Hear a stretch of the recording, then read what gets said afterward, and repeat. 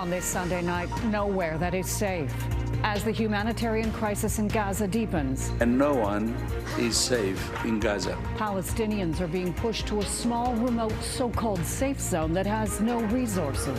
And how Canada's role in a multilateral solution remains shrouded in secrecy. A champion for Iranian women's rights is awarded the Nobel Peace Prize. Woman, life, freedom. Narges Mohammadi's teenage children read the acceptance speech smuggled from their mother's prison cell. COP28 and the urgency to eliminate fossil fuels. Young people of the world should be very afraid. But with the conference closing in 2 days, divisive compromises, including one by Alberta's premier, are being called unscientific. And cracking the code, why unlocking this safe in Winnipeg was far more satisfying than its contents. Global National with Farah Nasser. Reporting tonight, Colleen Christie. Good evening. Thanks for joining us. Key mediators say the chances of a new pause in fighting between Israel and Hamas, well, they're narrowing as Israeli forces push deeper into Gaza's second largest city. The war continues in full force, Benjamin Netanyahu told members of his cabinet today. The Israeli prime minister rebuffed pressure to agree to a ceasefire, saying it would prevent Israel's goal of eliminating Hamas. Israel has ordered people in Khan Younis to leave for their own safety, with reports surfacing that Israeli tanks reached the center of the city tonight. Israel's continued push means the number of so-called safe zones in Gaza are dwindling by the hour. The World Health Organization described the situation as catastrophic while holding an unusual emergency session which called for immediate and unimpeded access for aid into Gaza. Redmond Shannon begins our coverage tonight and a warning. His report contains disturbing images. Another father mourns the death of a son at Nasser Hospital in Khan Younis. Its floors are now beds. A regular flow of the injured carried inside. At the start of Israel's ground operation, Khan Younis in southern Gaza was a place of relative safety. But the airstrikes have ramped up. And now Israel says people must leave the center of the city as Israeli troops fight their way in, street by street. The options for fleeing Gazans are lessening. One area of Gaza that Israel says will remain safe is here, Al-Muwasi, by the coast. It measures just over 8 square kilometers. This is how it compares to downtown Toronto and downtown Vancouver. The barren coastal area has no electricity, sanitation or running water. It's not known how many of Gaza's 2.3 million residents could be forced to flee here. As more and more people move to a smaller and smaller area, overcrowding combined with the lack of adequate food, water, shelter and sanitation are creating the ideal conditions for disease to spread. On Sunday, the World Health Organization adopted a resolution calling for immediate medical access to Gaza and an end to attacks on hospitals. Israel says Hamas uses hospitals as bases for its operations. The impact of the conflict on health is catastrophic. The resolution also demands that Israeli hostages and detained Palestinians get access to medical care too. Access to food and clean water is another ever-growing problem for Gazans. This man says he has been lining up for hours every day for 2 weeks before finally getting a bag of flour on Sunday. For the more than 2 million others like him, there is little end in sight. Redmond Shannon, Global News, London. Beyond the siege of Gaza, there were also more skirmishes today around the border between Israel and Lebanon. The latest in what's been daily firefights between Hezbollah fighters and Israeli forces spurred by Hamas's October 7th attack. The violence has killed more than 120 people on Lebanon's side, including 16 civilians. On Israel's side, 7 soldiers and 4 civilians have died. Those hostilities underscore the impact Israel's assault on Hamas is having beyond the Gaza Strip. A global diplomatic effort continues to unfold to find a way to halt the fighting. And the countries nearest to the crisis are playing a key role in that initiative. And on Saturday, their efforts briefly involved a direct conversation with Canada. David Akin reports. On Saturday night, thousands gathered to demand the release of the 137 hostages, including a Canadian woman, believed to be still held by Hamas. During the rally, testimonies were screened of several hostages who had been released. Every day there was like hell, 21-year-old Maya Regev says in this video. Unreal fear, no sleep at night. Israeli Prime Minister Benjamin Netanyahu is under intense pressure to negotiate the release of more hostages. But ahead of a cabinet meeting Sunday, Netanyahu rebuffed international calls for a ceasefire, describing those calls as inconsistent with supporting Israel's war aim of eliminating Hamas. But international efforts to find peace continue nonetheless. For example, the foreign ministers of Jordan, Turkey, Saudi Arabia, and the Palestinian Authority visited the foreign capitals of each of the permanent members of the UN Security Council. This group, minus the Jordanian foreign minister, then traveled to Ottawa Saturday to meet with Prime Minister Justin Trudeau and Foreign Affairs Minister Melanie Joly. Neither Joly nor Trudeau would speak to reporters about the meeting. Meanwhile, the Jordanian Foreign Minister, Ayman Safadi, was at a forum in Qatar where he said Israel's war amounts to what he said was the legal definition of genocide. What we see in Gaza is not simply the killing of innocent people, the destruction of their livelihoods, but we are seeing a systematic effort, it seems, to empty Gaza from its people. Israel rejected that allegation. These are, of course, outrageous and false accusations. Israel is fighting to defend itself from the monsters who perpetrated the October 7th massacre. Qatar is where several political leaders of Hamas are based, and Qatar has been leading negotiations between that group and Israel. We will continue pressuring the parties, despite each party aims to destroy the others. Qatar hopes it can soon broker another pause in the fighting to get more hostages out of Gaza and more aid into the territory. David Akin, Global News, Ottawa. Voters in Egypt are expected to stick to the status quo in their presidential election. The current president, Abdel Fattah el-Sisi, is seeking a third term, which would hand him another 6 years of power.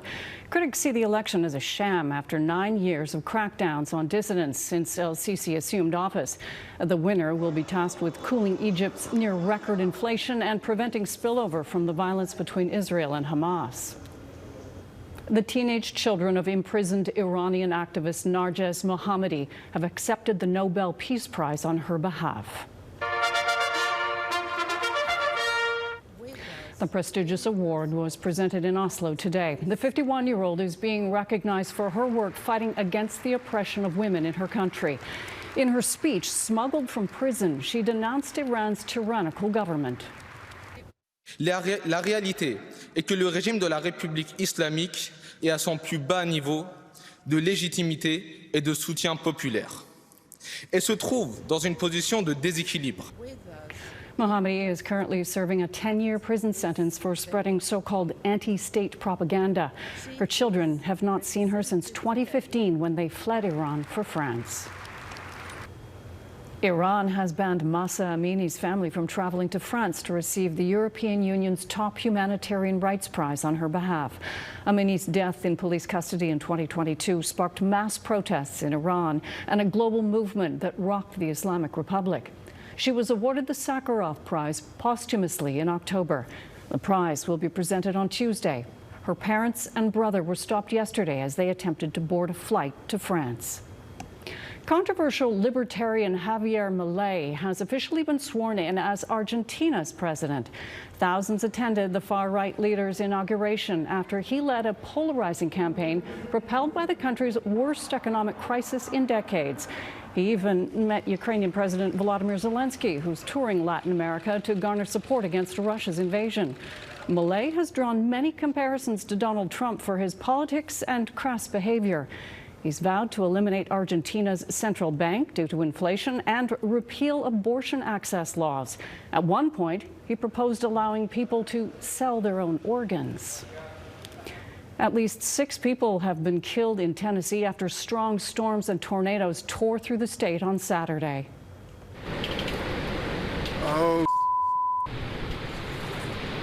Oh my God.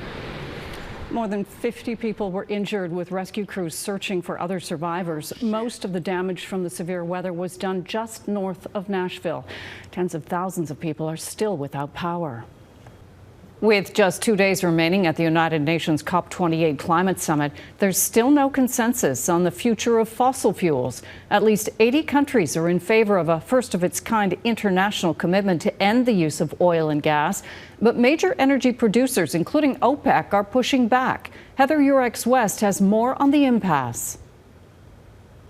While I know we're making progress, I don't think we're making it fast enough. But time is running out for the more than 190 governments meeting in Dubai to reach a consensus on its most divisive issue.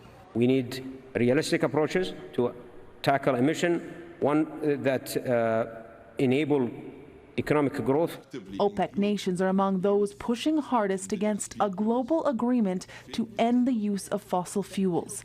The latest version of negotiations released Friday shows countries considering several options, from agreeing to a phase out of fossil fuels, phasing out abated fossil fuels using things like carbon capture and storage, to no mention of a phase out at all. OPEC and the oil companies right now are trying to whitewash the crisis that has been created by fossil fuels. We will not reach 1.5 degrees or even 2 degrees if we do not phase out fossil fuels on a very, very large scale. Canada, which saw one of its worst wildfire seasons on record this year, committed Thursday to cutting oil and gas emissions by introducing a cap-and-trade system, something Alberta's premier is vowing to fight. Speaking from Dubai, Danielle Smith says she believes Canada should focus not on phasing out fossil fuels, but on finding ways to store carbon in the ground. We've estimated at a minimum we will be able to store 100 billion tons of CO2 emissions. So we've got massive capacity to not only solve Alberta's emissions issue, but the world's as well. But carbon capture as a solution has yet to be proven at the scale required. And the UN Climate Science Panel says it cannot be counted on alone. Let's make sure that science is our guiding star, and they are saying we need to phase out ASAP. A clash between countries as COP28 enters its final days. Heather Yurex-West, Global News, Calgary. Fueling another dangerous dictator, why Venezuela wants to annex neighboring Guyana.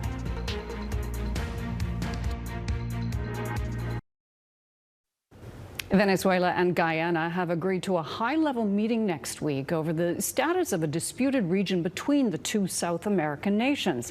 At the center of the dispute is a 160,000 square kilometer swath of land where massive discoveries of offshore oil and gas have been made. Last Sunday, Venezuela held a vote in which Caracas alleges 95% of the public backed plans to annex the region from Guyana. Analysts have disputed those figures, but that hasn't stopped the long-standing dispute from being emboldened further this week, with Venezuela placing troops at the border and the United States holding joint flyover drills with Guyana. Mike Drolet reports. Typically brash and defiant, Venezuelan President Nicolas Maduro is moving ahead with his boldest move yet, annexing a large part of neighboring Guyana. While critics suggest it's a ploy to remain in power amid skyrocketing inflation, Maduro isn't backing down. 3 months, he says, is how much time he's willing to give Guyana to abandon the area. This is posturing. It's very dangerous posturing. He's changed the map, the official map of Venezuela, to include Essequibo.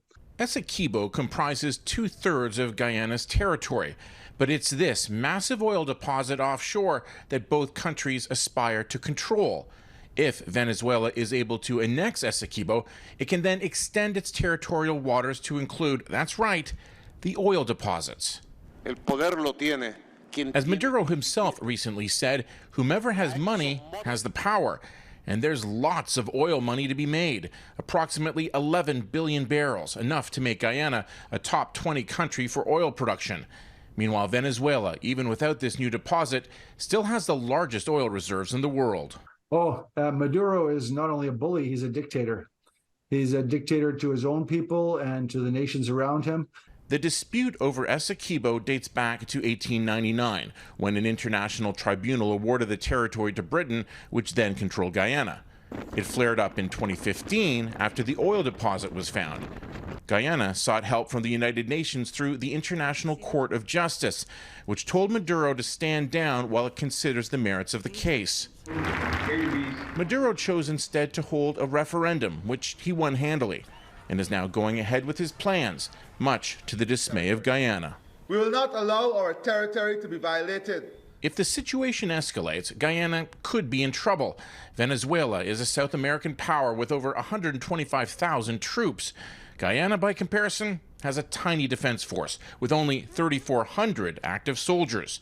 And with each passing day, tensions continue to rise, as all eyes are focused on this sparsely populated jungle and the riches it contains. Mike Drolet, Global News, Toronto. Ahead, the new treatments for a painful chronic blood disease and why Canada may be the perfect place to use them.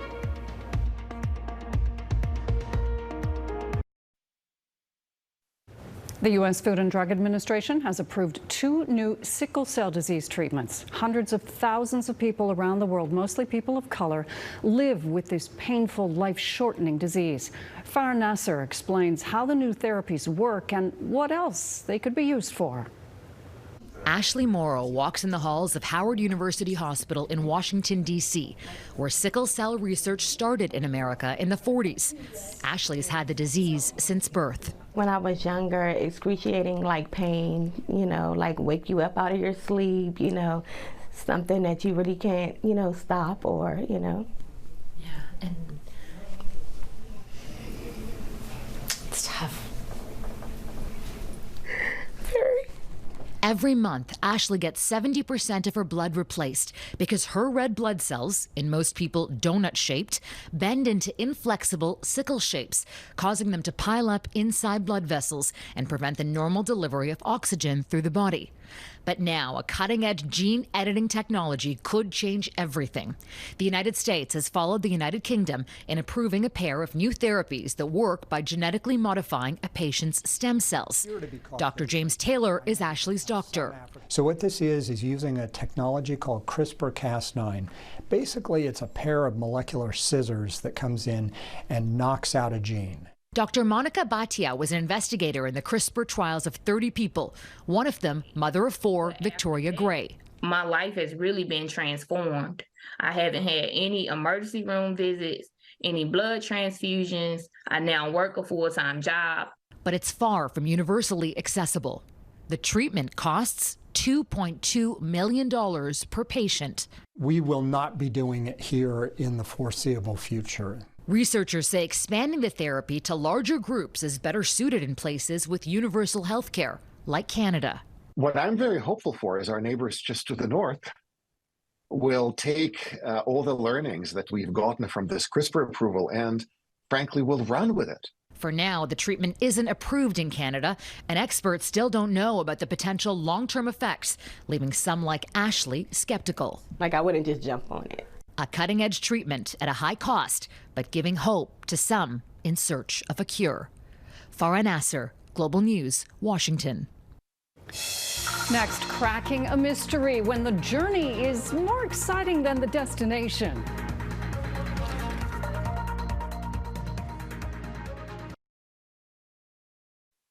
For decades, a mysterious safe has remained sealed shut inside a historic hotel in downtown Winnipeg. And with no code to crack it, people were left wondering what was inside. Now, as Catherine Dornian reports, the wondering is over, thanks to a man who has a passion for opening things others can't. Behind the counter in the old lobby of Winnipeg's historic Garrick Hotel is a safe that's been there since at least the 90s. No one had ever been able to open it until now. What we can tell just by looking at it is this dial is not original. Rick Amazzini has been cracking safes for over a decade, and he knows how to read the subtle cues from the mechanisms inside. The dial doesn't always tell you what kind of lock is inside.